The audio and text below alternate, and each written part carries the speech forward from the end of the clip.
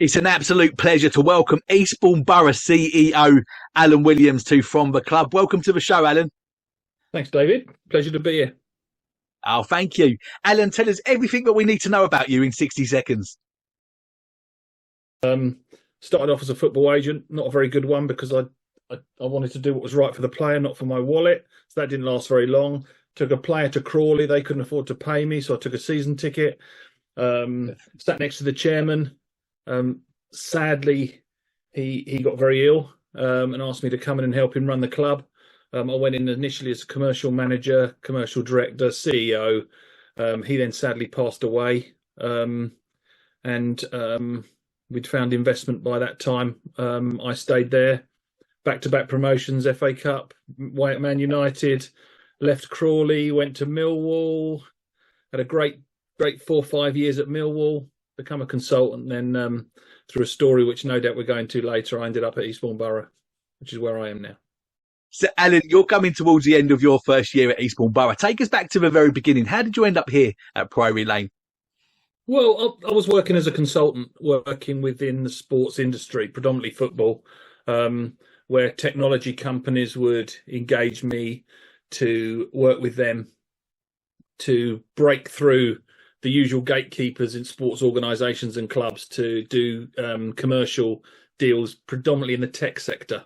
And I was working with a company who do some really cool stuff around embedding call to action links on video to monetize video. And the CEO of that company contacted me and said, "Look," he said, "I've got this guy I know who wants to buy a football club. Would you do me a favour, jump on a call with him and talk him out of it?" And that was my first call with Simon.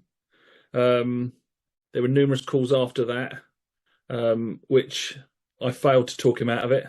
And then we finally met up in person, and yet again I failed to talk him out of it. But then he asked if I would join him on the project. He knew about my background and what I'd achieved previously, as in taking a club from non-league to the Football League, and wanted to do the same at Eastbourne. And he asked me if I'd do it. Then spent 3 months in talking me into that, because it's not a world I wanted to really go back into unless the project was absolutely right and the people were absolutely right. And it didn't take him long really to convince me that he was absolutely right, as were his intentions and his plans for what he wanted to do. So there we are. I gave in. We're very thankful that you both ended up at Borough. I'm interested, were there any other clubs that you were shopping around at? Did you end up going anywhere else? Did you nearly end up anywhere else? Did I, or did we as a team? Both of you, yeah, as a team. So Simon had been looking for a little while before we met. And there were other clubs that were visited and talked to, and nearly happened, but a lot of them were very set in their ways. I came into that process halfway through, back end of really before Eastbourne, and none of them were or had what Eastbourne has, as in the willingness and the acceptance to change and to grow and to do something special. We also wanted to take a club somewhere it had never been before. And a lot of the clubs we were talking to had been in the Football League, or they were still in the Football League, and the only real boxes they needed to tick was the Premier League. And to do that project is massive. So we wanted to find a club that we could take somewhere it had never been. I knew the people at Eastbourne, and I'd worked there for a short period of time, a few years previously, consulting and helping them out. And I knew what a great club with great fans. Opportunity is in their town that deserved Simon. And it was just a brilliant fit. So I took Simon down there, introduced him, and he instantly knew that it was right. Yeah, brilliant. And that was pretty much this time last year, wasn't it? Yeah, we're pretty much on the year. Yeah. So we went out beginning of March was the first time I took him down there. And it was literally driving through the gates, and his eyes lit up, and it was like, you got this right. I like this. Yeah. And then we walked around and introduced him to some people, and then we had a meeting with John Bonner, and Yeah. David Blackmore, who I'd known both of them. I know what they'd done for the club and how much they'd put into it, heart and soul, as all the other directors that had been involved, Paul, um, uh, Steve, Kev, Gordon. Everyone had really, really, and Ross obviously not wanted to miss anyone out, had put their life and soul into it for years. Yeah. And it was like their baby. So there was a little bit of convincing for them to let someone else feed the baby. But Yeah. Yeah. they understood after a few meetings that it was the right thing to do, and that's where we are. So just to take us back, you have touched on this already, Alan, but I'm really interested. You've had a very successful career and an interesting career, which includes roles like you mentioned at Millwall and Crawley. So how did you actually get into football in the first place? How did it actually happen? I always loved football. I played football amateur level. I played county league football. Career ending injury, cruciate ACL. Back then, you couldn't come back like we've managed to do now, and with players here. It was unless you had a serious amount of money, you couldn't get the best surgeons. I had surgery, and working and earning money was more important than playing football. I was young. I had a first mortgage with Kim. We had responsibilities, yet to have Kyle. But, at that point, the important thing for me was to try and build a career and to keep a roof over our head. So rather than keep getting small and little injuries, it was more important for me to work. So I packed in when I was 25. So I worked for the government for 10 years, really boring, really, really boring job, for revenue and customs, as it's called nowadays. Just customs back then. I had a great fun of kicking doors in and arresting drug smugglers and putting them in prison and all that sort of stuff. But that was a young man's job, really. And when I got to the point where I couldn't fight people anymore and I was getting beaten up, I decided to knock that on the head. And then I fell into sales. I started selling cars. I started off a Ford dealership into a car supermarket, and then worked for Audi. And while at Audi, I sold a car to, at the time, was a Crystal Palace winger called Paul Ifill, ex-Millwall. That's right, yeah. And I got to know Ives quite well. He bought a couple of cars off me out of Audi in Hove. He then started introducing me to all his friends. Stephen Reed, another ex-Millwall player, bought a car, bought 2 cars. He then moved to Blackburn. I then sold cars to all the Blackburn players. And I spoke to Audi and we developed the VIP scheme, and I started all I was doing was selling cars to footballers. And through doing that, I got to meet a load, and then I met a load of agents, and then all of a sudden one of them said, "Do you want to come and work for me? Loads of footballers." And then I fell into the agency world. But that wasn't for me, because I was very passionate about doing the right thing, and that world, it doesn't really work like that so much. There's a few good guys, but there's a lot of sharks. Wasn't for me. It's interesting because you've got one of those skill sets that's literally transferable over anything. I can imagine, because you're a great communicator, you're great with people, you can probably, turn your hand to most things. And interestingly, Paul Ifill is out in Australia now, I think, isn't he? He's in New Zealand. Yeah. New Zealand, right? Yeah. So, it's quite interesting because there was, I got to know Paul quite well. And then, Paul married a girl called Ellie. And she was on a program, I forget which channel it was on, called Wag's Boutique, where they took a footballers' wives and girlfriends, and they opened up a little shop, and then to see if they could make it in business. And Ellie did really well at that on the show, and then come out and decided she wanted to open a shop, a clothes shop. Right. So I went into business with Paul and Ellie. Their little girl was called Romy, so they opened Ramel, which was Romy and Ellie, which was a clothes shop down in Brighton. So we had that for a little while, but it sadly didn't really take off. I think Brighton was ready for that kind of clothes shop. But, Paul then moved out to Australia, and he's like an MVP. He's gone out at the end of his career in the UK and made an absolute unbelievable career for himself in New Zealand. Such a nice fella. And one of the good guys in football. Obviously lived in Brighton his whole time. Grew up in Brighton. And then travelled up to Palace, Millwall, Sheffield United, and then ended up going abroad. Yeah, really good. Great player, with him on the wing on one side, and like you said, Stephen Reed on the other. So, Alan, when you agreed to be a part of this project here at Eastbourne, it's fair to say that everyone was looking at the other end of the table, dreaming of promotion. And as we obviously reflect on what's happened, what do you think has gone wrong, and why hasn't it gone as planned? Oh, that's $1 million question, David, isn't it? I think it hasn't gone to plan. It's no good sitting here and saying it has. You know, we went down one route, it didn't quite work out. You know, and you know, we decided that you know, it was more, we didn't have much of a chance, if we're brutally honest, with the time we had to do things. Hindsight's a wonderful thing. You know, we wanted to go full time. We thought that's important. We still believe that's important to take us where we need to go.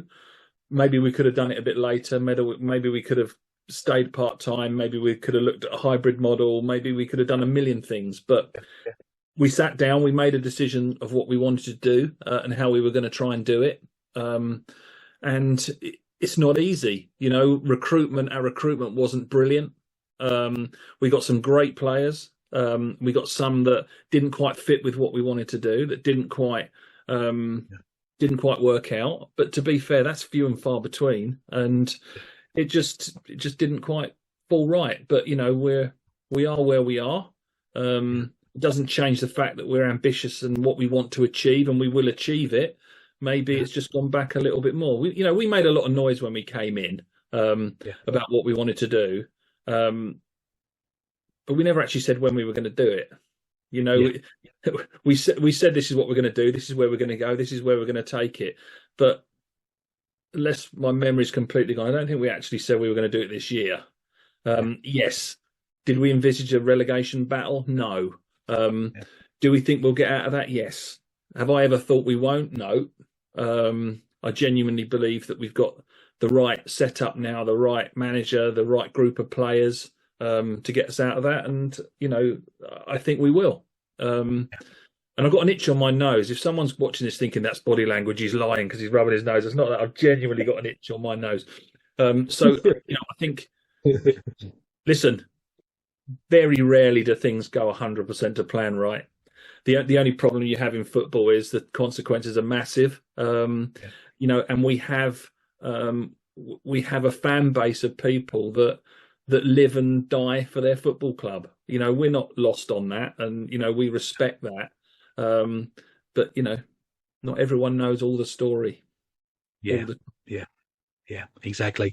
And it's very easy for us to just look at the footballing side of it in isolation, but we have made absolute strides off of the pitch, and we'll talk about that in a few moments as well. But I just want to touch on one thing, because you mentioned that you had your ACL injury when you was younger as a footballer, but I know that you had another injury more recent than that, and a lot of people won't know about this because you was able to keep the show on the road pretty much from your hospital bed. You ended up having a really bad back injury just a couple of months ago. What happened? Yeah, I broke my back at the back end of November, much to the disgust of my wife and son, because we had a holiday to Florida booked in January between games, which we had to cancel. But you know, these things happen. You know, I was told initially, most bizarre experience in hospital. You know, first of all, I had to wait 7 hours on the floor at the club for an ambulance to arrive, and then I got to the hospital, waited 5 hours to get a scan. 3 hours later, a doctor come in and said, "Oh, I hope you've heard the news, Mr. Williams, but it's really unlikely that you'll ever walk again. I'll let you process that, and I'll be back in a minute." That minute was 5 hours later. Where another doctor come in and said, "Oh, what's gone wrong with you?" Then I said, "Well, I've been told I'm never going to walk again." He said, "Oh, don't listen to him. He's full of rubbish." He said, "You'll be fine. But it's going to be 6 to 9 months rehab. You'll probably be in bed for 4 months, 3-4 months." But, you know, I'm very fortunate. I wasn't that long. You know, I was back in the club for the 23rd of December game. I managed to get in there, which was a month after I did the injury. It was painful and I was drugged up, but at least I managed to get into that game before Christmas. And then I've come back in the new year, back into the club, and you know, trying to worry on, just absolutely stocked up on paracetamol, and And there you go. So it's one of them that when you're part of these things, you don't ever want to be away from it, because you just need No, of course. so much that needs to be done all the time. I don't think people quite realise what goes into keeping things going, really. As a sort of businessman, and obviously somebody who's got a very high profile role now, and it's very, very stressful. How do you manage to keep a work life balance? Are you very good at that? No, I wouldn't say I'm very good at it. No, I'm very fortunate that I have a very understanding wife who fortunately works with me and Simon at the club. So that enables us to see a lot of each other. It enables us Yeah, to always have something to talk about, good or bad. It means that we bring our work home, but that also means I'm able to do what I've got to do when I've got to do it, because Kim understands what needs to be done. You know, I was very fortunate. She worked for me at Crawley. She did all my ticketing at Crawley and my retail at Crawley. And that's the role that she's adopted now at Eastbourne. It's good for us because we know she knows what she's doing. She gets on with it. I don't think anyone does as many hours at the club, me included, or Simon, as she does, because she loves it. She loves the fans. She gets on with everybody. So she understands what's involved to deliver it. So that makes it easier. And then, you know, another big reason I come back into it was because when I was in before, my son was too young to enjoy or appreciate it. You know, we had an away game at Manchester United, and where Man United agreed for him to be the mascot to lead Crawley out in front of a sellout Old Trafford, and he said, "No, thanks, I'll stay at home with Nana." And you know, he didn't want to come, and he missed that. And I think, you know, he doesn't regret it, I don't think, but now we have something as a family that we can invest in. And you know, I feel, you know, it's so good that me and Kyle, with the massive age difference, although his father and son, he's permanently interested in what we're doing, and he's trying to play a part in it. You know, he's at film school, and he's created an unbelievable video about the lads, about playing like you're 8 years old, and you know, making reference to what it's like as an 8-year-old and an adult player. And he's interviewed the players, and he's rolled that out as part of his course, and he's got brilliant marks for it. It's a great piece of work. And you know, he's involved. He knows the players. He comes in and he helps, and he does some social media stuff, and he gets involved, and he's there every match day. And it's nice to be able to share it, Nate, you know, and have a family that's so supportive, because I don't think at this level you could do it without your family supporting and backing you, because there's always something happens, you know. Always something. and you're absolutely right. The video that Carl put together was excellent. And what we'll actually do is we'll find the link to that on YouTube, and we'll actually make sure it's in the description below. So whether you're listening or watching this interview, make sure that you check that video out. And we can also completely agree about the amount of hours Kim works. I challenge anybody watching to try and sneak into Borough at some point without bumping into Kim, because she always seems to be there. I'm pretty sure she lives there, actually. So. She does, but that's good. It's good for Simon. It's good for me to know that someone's there. We haven't got to worry about that. Not that we worry about anything there, but you know, she just knows. She knows what I expect, because we've done it so much, and she, you know, she doesn't have to run things by me, because she knows exactly what I'm going to say. So she just cracks on and gets it done. And you know, she's now taken on the responsibility of the tea bar and the food, and profitability and sales have gone up, because it's just, you know, it's just getting a little bit of order. We've got a great team of match day staff there now. You know, the girls in the tea bar, the ticket office, the turnstile operators, everything. It's, you know, they're all a great bunch, and they know exactly what they do. They turn up, they do the job, they go home. And you know, we're very proud of that. Yeah, absolutely. After Simon secured the club, one of the very first appointments was Mark Beard, who came with a really impressive CV as a coach, having worked and developed some serious talent at Brighton just up the road. How easy was it to make that appointment, and who else was under consideration at the time? Do you know what? It was a really difficult one, because you know, we came in and Danny was the manager. You know, Danny didn't have a contract. Danny was working there. We had several meetings with Danny about what we wanted to do, this, that, and the other, and you know, a decision was made that we wanted to go down a different route, which was difficult in itself, because Danny's such a nice fella, was respected by everybody at the club, fans included, and that was a very difficult decision, collective decision, I must add. by several people. But that was made, and that decision was made. And Simon decided that Danny wouldn't be offered a contract under the new regime. And that announcement was made. I believe that was a Thursday night that we met with Danny, which was unpleasant, but it always is. Okay. And the following morning, I had a text from Mark, and I knew Mark because he'd worked for me at Crawley as an under-18s assistant coach, and it was very early on in his coaching career. And he worked under Simon Rusk, who then subsequently took him to Brighton at a later date. So I knew Mark, and we were members of the same gym in Haywards Heath, where I used to live. So I bumped into him very occasionally, but I wouldn't say we're pals, but we knew each other. And he said, "I know you probably wouldn't be interested, but I'd like to throw my name into the hat for the borough job. I see Danny's gone. I'd like to talk to you and Simon." And we said, "Okay, fine." There wasn't, we had that first 2-3 days, there was numerous CVs that come in, numerous, some from names we knew, some we'd understood would be quite good, some that obviously weren't, as is always the case. We met with several people, all of which, including Mark, were working at the time.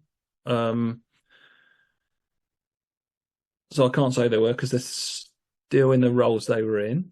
But Mark, we met with Mark as well. Simon met with Mark. Mark came in, did an unbelievable presentation on the current squad, on the squad from the previous season, the data, the stats, strengths, weaknesses, distance covered.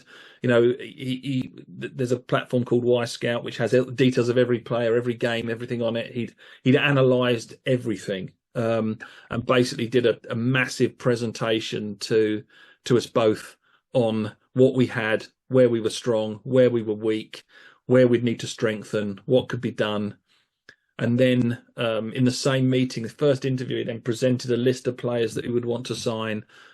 And he blew Simon away. I mean, I was blown away, and I'd seen a lot of presentations. I'd had presentations from Ian Holloway, from Steve Lomas, from Richie Barker at Crawley, and Sean O'Driscoll, who went on from Crawley to manage Nottingham Forest, and Mark's was the most impressive presentation I'd ever seen at a managerial interview.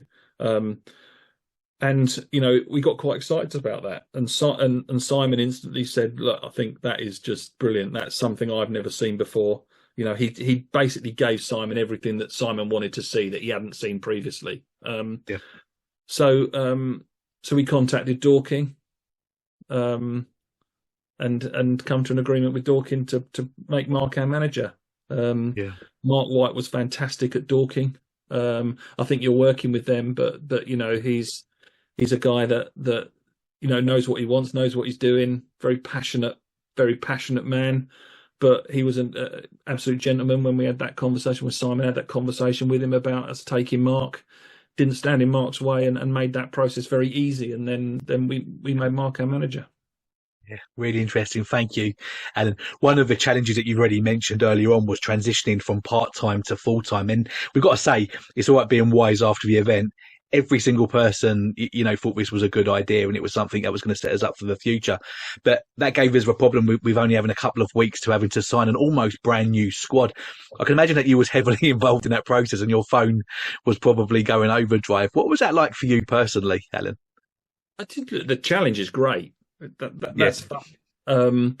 But there's a massive amount of responsibility with it. As a CEO, you have a responsibility to look after your owner stroke chairman's money. To make sure you keep within the budget that we'd agreed. How you then carve that budget up into where you want to spend money, onto what kind of players you want, what characteristics they needed to have, what they shouldn't have, what we didn't want. Mark was then involved in that because there was a way he wanted to play and a way he wanted to do things. So therefore the players had to fit that particular system and that characteristic of a player. Mark was very, very driven because of his previous experience to have a very young, athletic squad. that he believed was the right way to do this. He'll openly say we were quite insistent that we get a spine of older, more experienced players to complement that. And we tried, and we looked at quite a few, but they was never fitting. And we were so late in the game. There wasn't, if we'd had a list of first targets, we probably didn't get any of our first choice targets initially, apart from Paxman. Paxman was at the top of Mark's list. Clark was at the top of Mark's list, or up near the top of Mark's list. So was Ben. But Ben was, the goalkeepers were very much left to the goalkeeping coach, Dean Lightwood, to find, and he was top of Dean's list. So Ben came in, and then the rest of it sort of fell together. And I say fell together. We're pleased with every signing we made when we made them. There wasn't one that we weren't happy with. There wasn't one that we thought, I don't know. The characteristics they had, the way in which they behaved, the way in which they came in, and when the conversations we had with, whether it be parents or agents or representatives or other family members, as it was with some, we negotiated with a grandmother and a mother of one player. Probably the hardest negotiation we had was with Gran, of that said player, who was a High Court judge. And I've never felt under such interrogation, but so all sorts of things go on in that process, but we didn't have much time, and we were scrabbling to put things together, and we were, but saying that, we were pleased with what had been done. We ticked the boxes that had been laid out, and it just so happened that going for that young approach didn't work out, and we were concerned about that, but we backed our manager 100%, and we went down that route, and we found ourselves where we were, and then we had to change tact a little bit. And it was a very exciting time. I remember on social media every day there were these announcements of another player joining. It was certainly a time of optimism and excitement. Alan, at our level, what sort of involvement do we have with agents? Is that something we're heavily involved with? I think every player has an agent that wants to talk to us. That doesn't mean I'll talk to them. There was an awful lot, and there's agents and there's agents, right? You could finish this podcast, go online, and you could be an agent in 20 minutes, and right. There's representatives and there's agents and there's people that know what they're doing. There's people that just do not know what they're doing. I had an 18-year-old in the summer who allegedly represented a player who said, "Listen, you don't understand how this works, mate."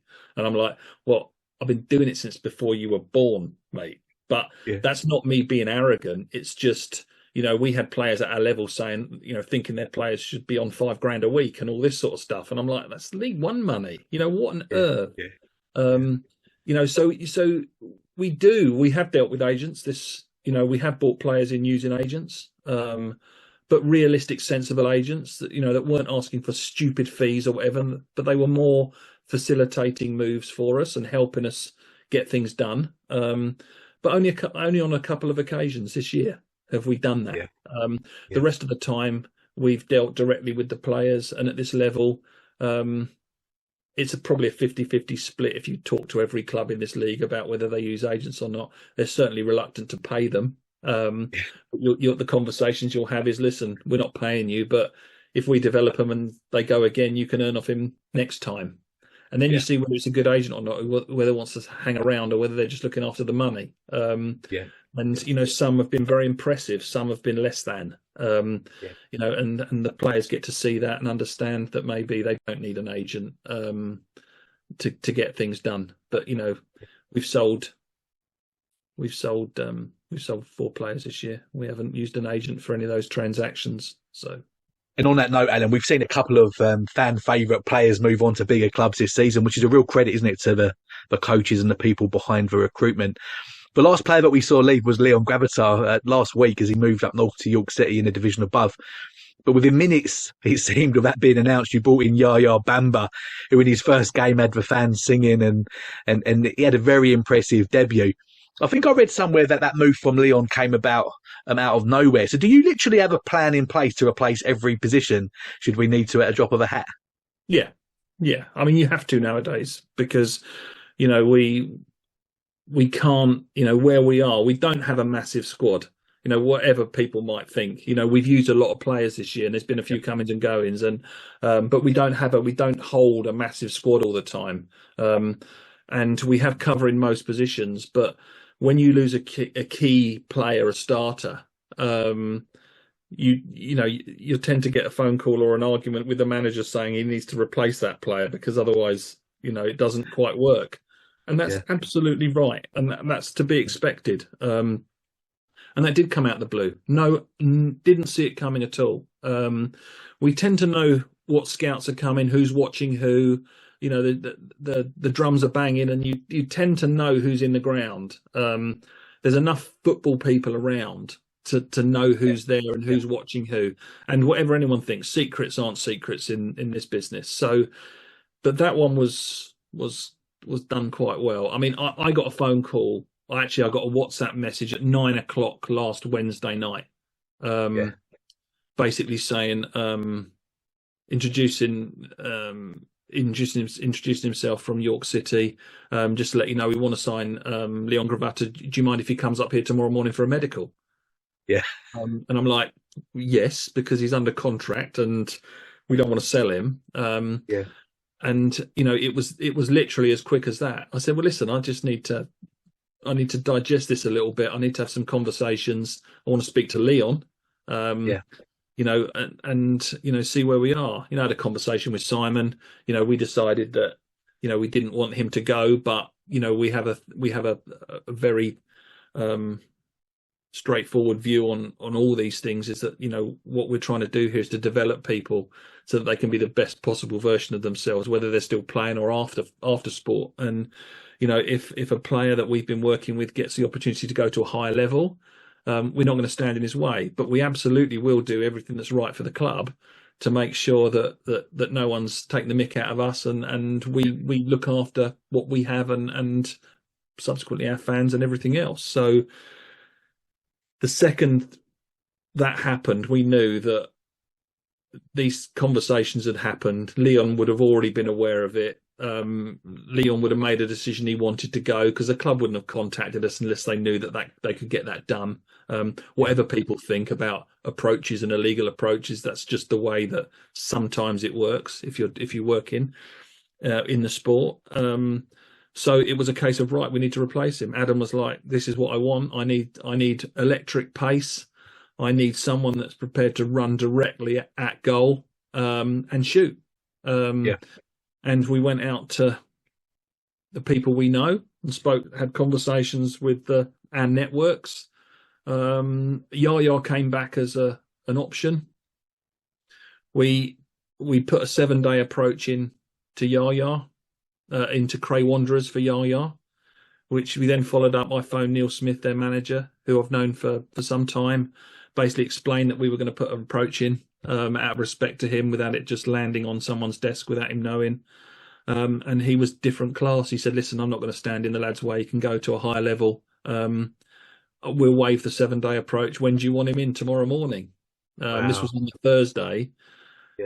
Just after I'd had a conversation with Leon, and Leon had said to me, yeah, I want to go. So Leon said he wanted to go. I phoned up York and agreed for Leon to go up. We'd negotiated a deal by that time, which was considerably more than the valuation that we put on him. But York were very desperate to have him, the situation they're in, and they kept going with the money. So we were quite pleased with that.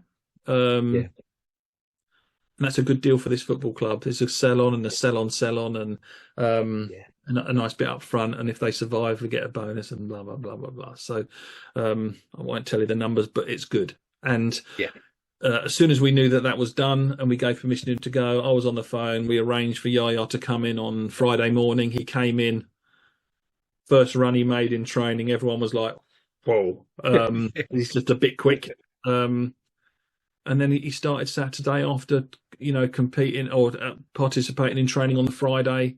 participated in shape and got to know, the system and everything that we were trying to do. And then he scores and we win On his on the debut, Saturday. yeah. So it couldn't have really gone any better for us. Nah, he's done really well with that. Really, really I well. think we've replaced like for like plus maybe. Yeah, Time yeah, will tell. Leon made 100 appearances for this club and was one of the nicest young men you could ever meet. yeah, Unbelievable manners, as well as being a very talented young man on the football pitch. But when a player wants to go, they yeah, want of to course. go. Yeah, yeah, Um, and although it'd be nice to say you're not going, you're staying, that's not what we're all about. yeah, Much to yeah. the disgust of the fans, and understandably to the disgust of the fans sometimes. But signing a replacement like Yaya definitely goes some way to make that a lot more comfortable, Alan, right? Time will tell, but it's looking good at the start. I mean, Yeah, yeah. he's got a footballer's name, hasn't he? I mean, Yeah. it's a great song. When it comes to recruitment, what's more important, skill or character? Different answer depending on who you ask. Um, I think it's a par.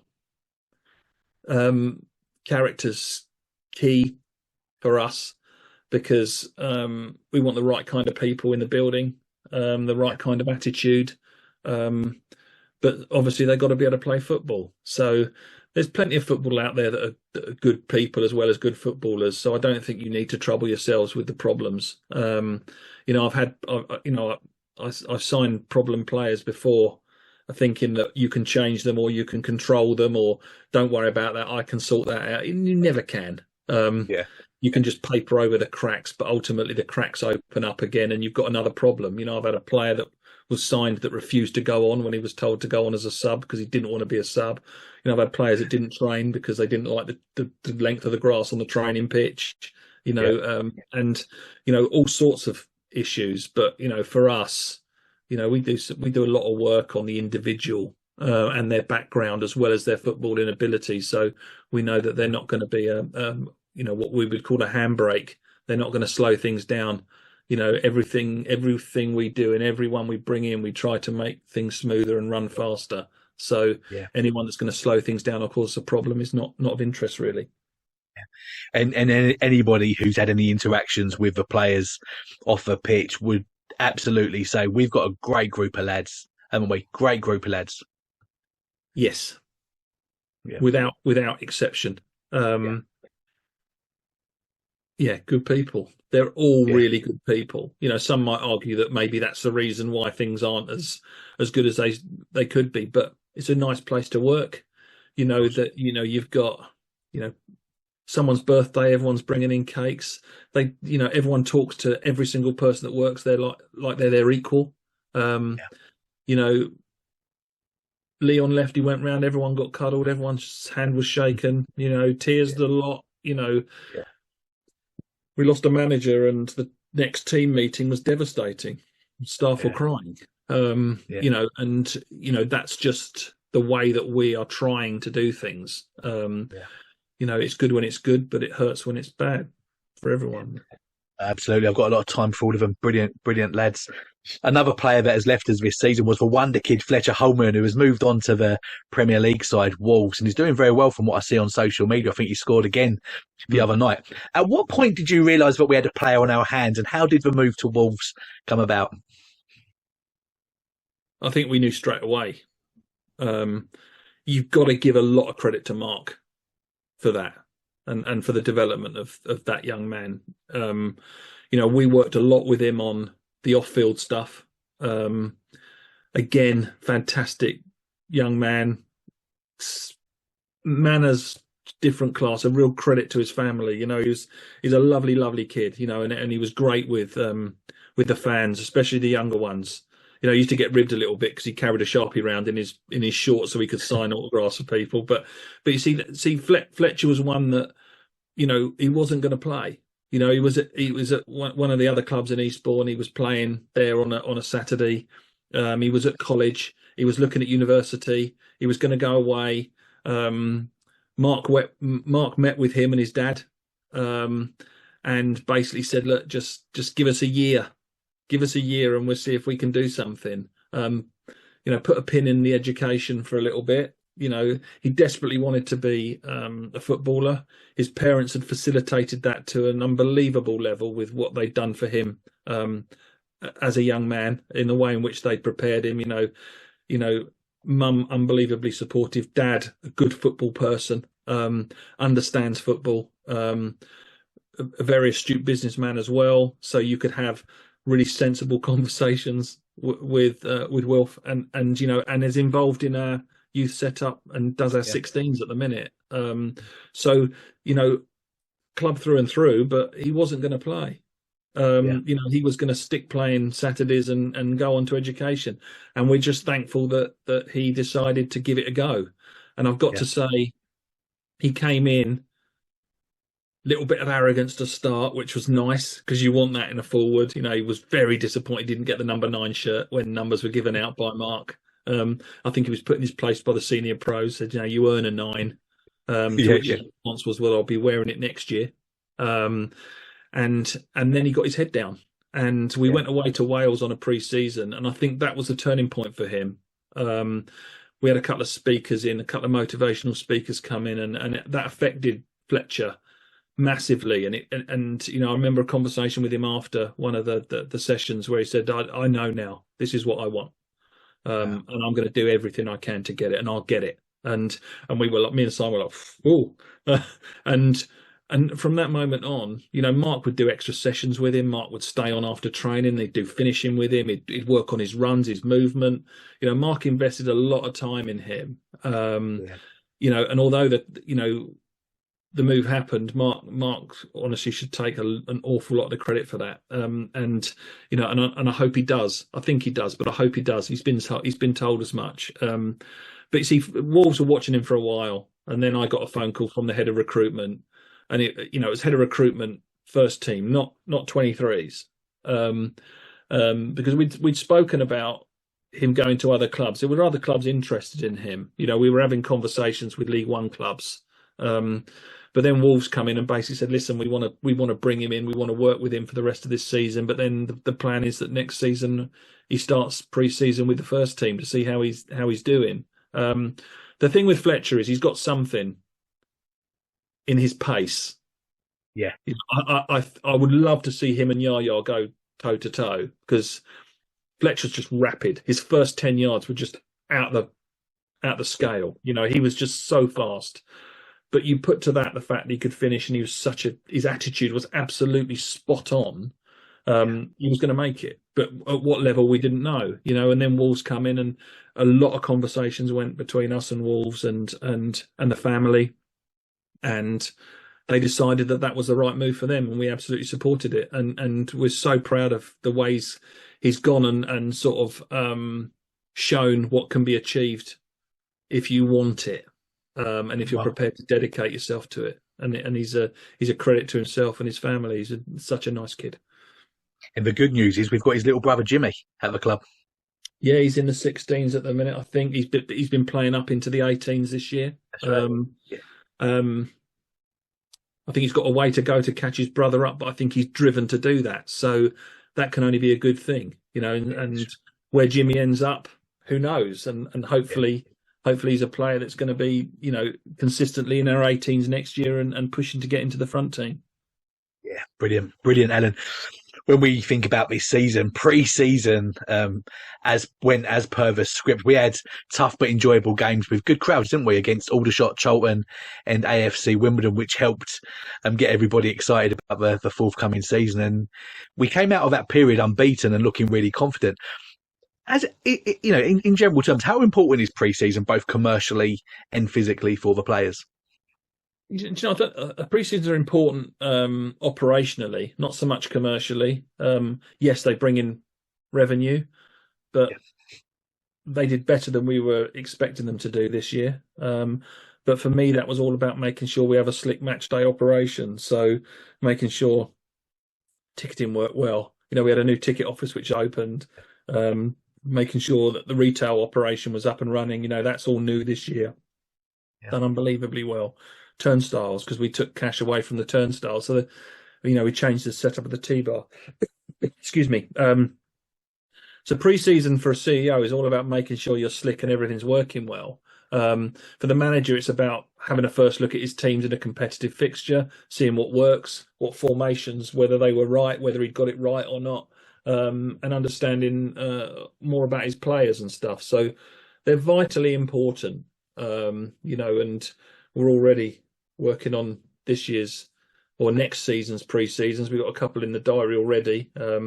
So we're already well down the road to having that boxed off. I think we've got 3 games in the diary, 4 games in the diary. Wow, brilliant. Really good stuff. For anyone that knows you will know that you're a very switched on businessman, like we've discussed, and you must wince when you look at clubs in our division fall apart, such as Taunton and Torquay. How far away were we from being in their situation if Simon hadn't come to the club? And secondly, how do we go about laying down the foundations to ensure that we don't go down the same route as these clubs in the future? Well, I think only the previous owners could say how close they were. I don't think that's something we can answer. I know that there was individuals propping up the club for a long time, and it was, I don't know, maybe it was starting to hurt. Maybe it was like, can we keep this going? Very, very difficult to run a football club on a part-time basis. And I'm not talking about the players. I'm talking about staff that had jobs that had to then do this as a side project.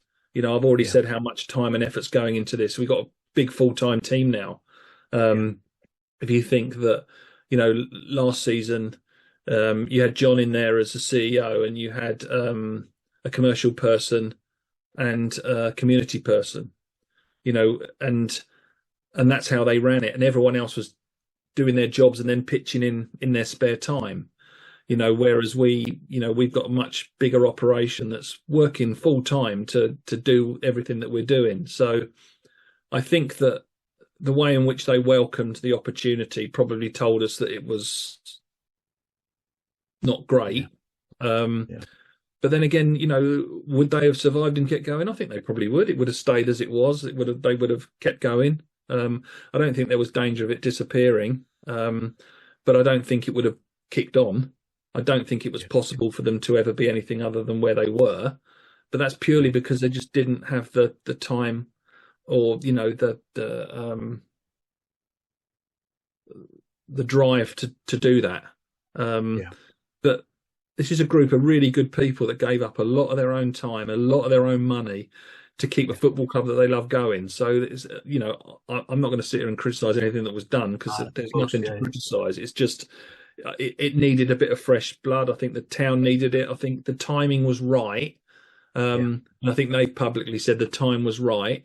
But they made it really difficult for Simon to, he had to go in front of them on numerous occasions to justify and to assure people that his intentions were honourable. And I know they are, and he knows they are, but it was, they really did their due diligence and made sure that he was right. So a credit to all of them really for making sure that was happening. It's maybe not so happy where we are right now, but I'm sure in the long term they'll all enjoy what we're doing. So one of the highlights of the last year is to have seen how the club has developed commercially off the pitch. We've grown our online reach dramatically and have seen a consistent gate all season, as well as bringing on some very impressive sponsors. How have you guys gone about doing that? I think sharing the vision, sharing what we wanted to achieve. I think telling that story very well by the use of social media.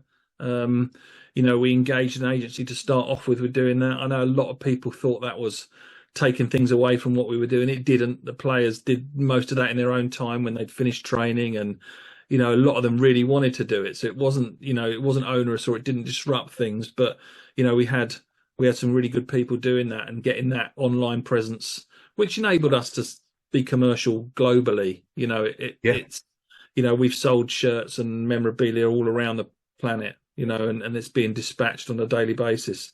Last year they'd sold under 100 shirts. We're 800 plus shirts sold this season, home and away. Amazing.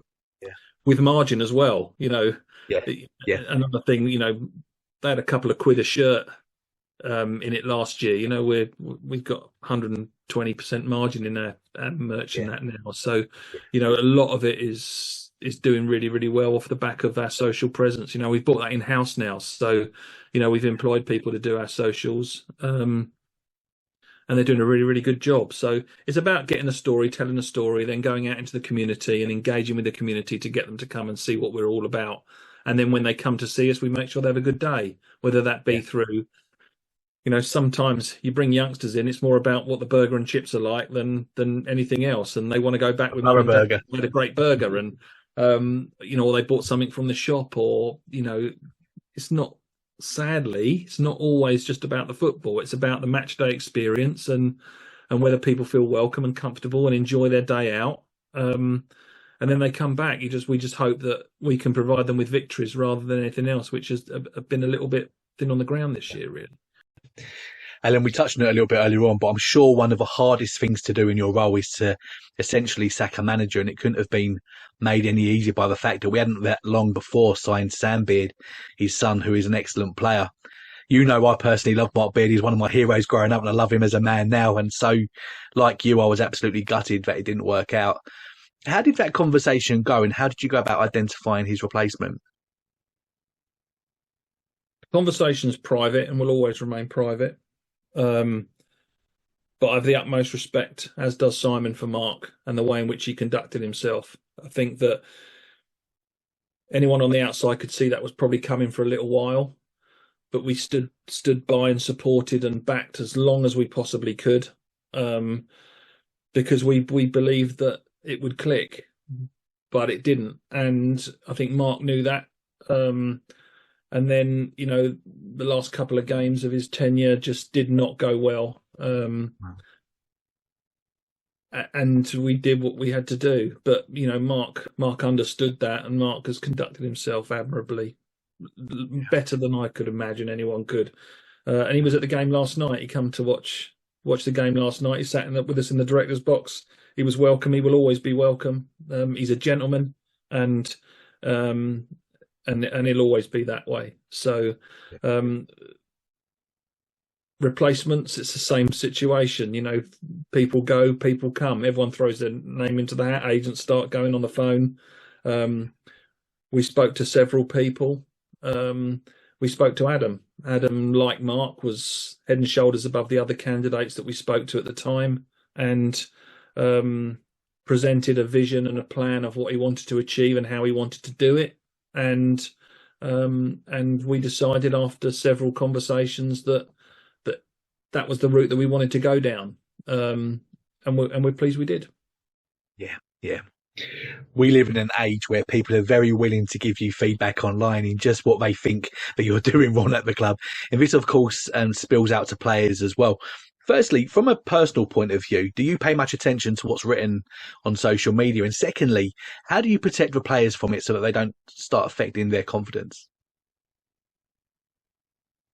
I'm aware of it, and I need to know what's being said so I can understand how we can address certain things.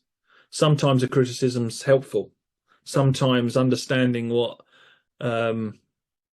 the sensible supporters are saying and the way in which they put their points across is useful. We react accordingly, and we listen, and we adjust, and we change. But more often than not, it's not useful. It's a little bit of fact and a lot made up. But because there's a little bit of fact, the made up bits sound true. You know, and there's certain people on the social forums that our fans frequent that genuinely have no idea what they're talking about, but they speak in such a way and they put it across in such a way that it looks believable and it looks like they know what they're talking about. And that's quite dangerous. And I genuinely believe if they knew how divisive it was, they wouldn't do it. There are a number of people that just want to cause trouble. You're always going to get that every single football club that you work at. I worked at Millwall, so I'm pretty sure I've seen quite a bit of online toxicity, but there's no place for it. You know, I think when it gets personal, it's out of order. I think when names start getting named and personal criticisms are made, that shouldn't happen. But then again, every fan pays their money to watch a game, and they have absolute right to have an opinion and to voice that opinion. I would just request that they make it factual.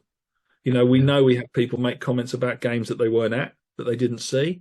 Anyone that was at our last night's game against Dover will not go away understanding how we didn't smash that out the park. But yet the first post that goes on social media after that game was, we were absolutely awful tonight. There's many things that happened last night, but absolutely awful is not a true and factual representation of what happened when we played Dover last night. And I think that, you know, people have a right to their opinions. I don't have an issue with it. I'm aware of what's being said, but I don't follow it. Does it affect me? No. Do I learn from it? Yes. Do we listen to it? Yes. Do we ignore some of it? Absolutely. But everyone has a right to their saying. Just don't make it personal and make it factual. You know, in my opinion, if you're starting that out with "in my opinion," that's fine by me. You know, in my opinion, this is that, that's that, that's that. You know, Alan Williams is useless. Alan Williams is average, whatever. Not bothered. You know, I will always do what I believe is best for this football club, as will Simon, as will the manager and the players and all the staff. Sometimes people get it wrong, right? So It's not deliberately done wrong. It's done, and it always comes from a place of goodwill and good meaning. But sometimes you get things wrong. But as long as you are willing to put it right and roll your sleeves up, that's fine. With regards to players, we can't stop them or dictate to them what socials they look at. They tend to be very level-headed. They understand how it works. Some of them are active, some of them aren't. All I'd say is just be kind. I'd say to supporters, just be kind to people. Do something nice, and something nice will come back. You know, you might be surprised when you sometimes put a comment. Just read it before you press send. Just read it back and see, would that upset me if someone said that about me? And then press send if you're convinced and you're happy that that's an acceptable thing to do. Don't just get upset because we've lost a game. Type a load of tripe and press send to see who gets upset by it. Yeah, that's not the way you should live your life, but everyone's entitled to do what they want. So I'm not going to preach, but just think about consequences. Think about people's families and kids and so on and so forth. Yeah. We're at a stage of a season where many people have already written us off as relegated, and yet I'm pretty sure that nobody at this club will be thinking like that until it becomes mathematically impossible. But yet at the same time, you're having to make plans for next season. So what does that look like? Do we have a plan A if we stay up and a plan B if we go down? And if we do go down, what would that look like financially to us as a club? Don't think it'd affect us. You know, I think we'd have a lot more local games. I don't know whether it'll affect crowds. I'm pretty sure not, because you'd like to think you'd be doing quite well in a lower division. There's not so much travel, not so many coaches, not so many overnight trips. You know, commercially, would that affect things? No, because where we are now isn't dictating what we do commercially. You know, we're engaging with a town that's supporting a football club. You know, our partners and our sponsors like the engagement and like the eyeballs they're getting. I don't think that would change. But there isn't a plan to go down because no one, as you said, is thinking that way. You know, I've never thought we'll go down. As I sit here now, 9 games to go, I still think we'll be safe. I still think we've got enough to get out of it. I look at what's going on around us. I think we've got enough. It's not going to be easy. No one's arrogant enough to say, oh, yeah, we'll be fine. It's going to be hard. But never once have I even contemplated that. And as you say, until it's a mathematical certainty, then we deal with it. But I don't think too much will change. I think people might be a bit surprised. There's certainly no big red panic button on mine and Simon's desks that we're looking forward to pressing or dreading the fact that we might have to punch it and alarms will go off, because it's not like that, you know. So, you know, we'll carry on and we'll bounce back, but that's if it happens, and we're not thinking that way. Yeah. With many of the players joining us in the summer on new deals, would it be likely that many of the existing squad would stay with us? And if so, would we still plan to be full-time if we do end up going down? There's players on contract for next year. There's some that aren't. I think we've got 5 or 6 that are on contract for next year. And some that are out of contract that we might want to re-engage, and some that we might not want to re-engage.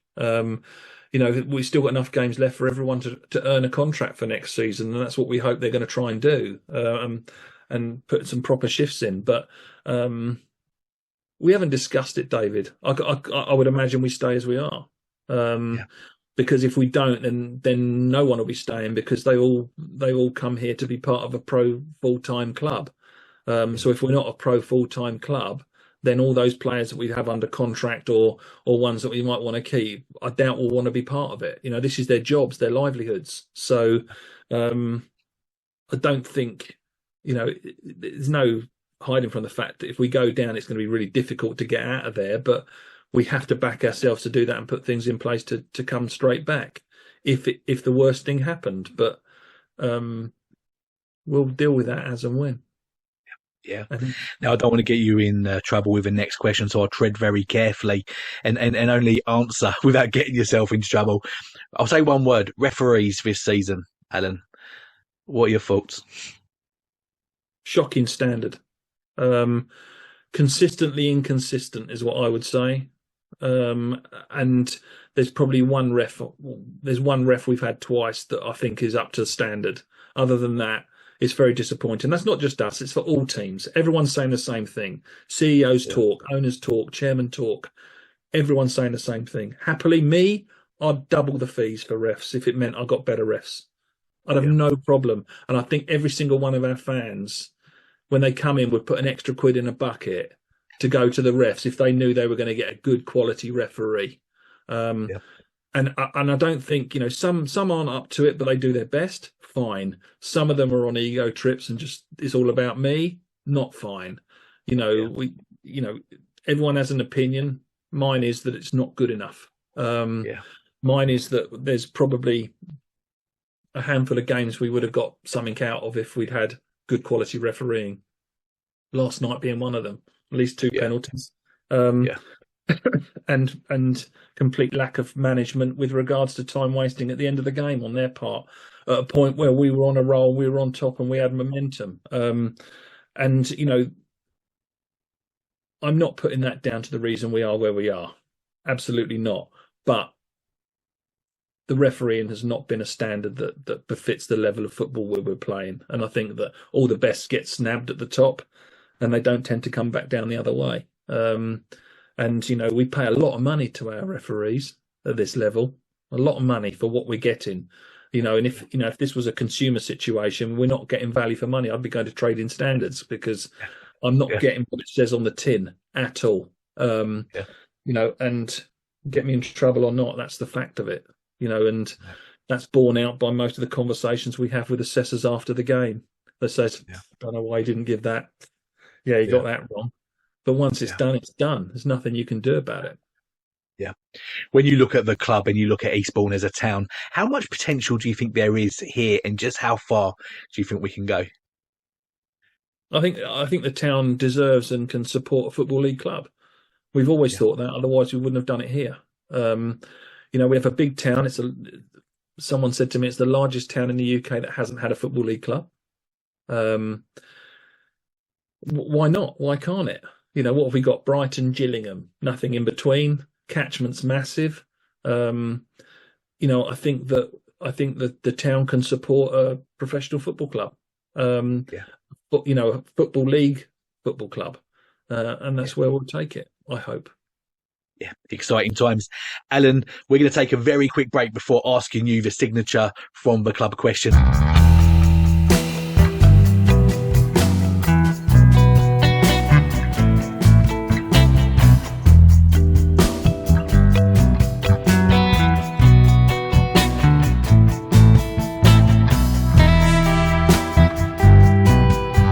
Alan, as you know, as a business, we're all about signed memorabilia, and we're delighted to work with you guys at Borough, so we very much appreciate that. Thank you. These questions are all memorabilia related. Are you ready? Have you ever asked anyone for their autograph in person before, and if so, who? Yes, once. Ozzy Ardiles. Oh, right, yeah, Spurs fan. Yep. I was standing next to him at the urinal at Gatwick Airport and asked him mid-wee. And he asked me if I could wait till he finished. And then we went outside and I asked a policeman for a page out of his notebook and his pen, and Ozzy Ardiles signed it. Best wishes, Ozzy Ardiles. And that's the only autograph I've ever asked for. I have others, but didn't directly ask the individual for them. I've purchased some and I've been gifted some. There's one behind me of me with Bobby Charlton, which was taken when we played Man United in the FA Cup, and that canvas was sent to me that had been signed by Bobby Charlton. So that's that, and I was gifted another one over my other shoulder up the top there, which is a signed Jimmy Greaves and Alan Gilzine picture, which my parents bought me as I was a massive Jimmy Greaves fan for Christmas. Yeah. I've only ever asked Ozzy Ardiles for an autograph. And you still own that one, Alan? Yeah. I tried to find it before we come on, but we moved house recently, and it's in one of these boxes somewhere. But yes, I've still got it. Yeah, of course. If you could have anyone's autograph, dead or alive, who would you have and why?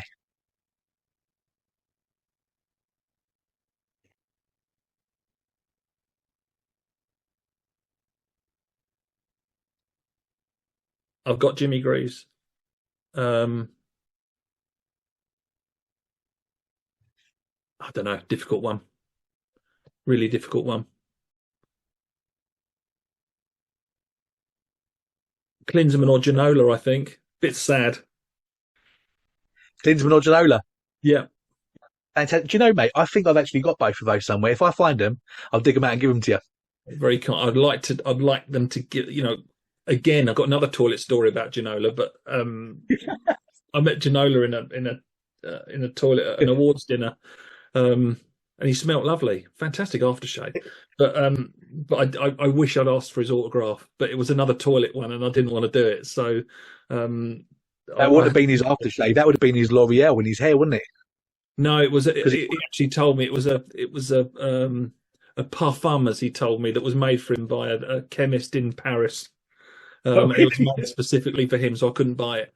But I did ask him what aftershave he was wearing, and I got a bit of a funny look from him. But he nice hair, but he does smell nice as well, David. Yeah.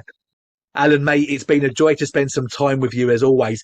Before you go, let the listeners know how they can follow you on social media, and also let us know your closing thoughts. Crikey, I don't even know what my things are on social media, if I'm honest.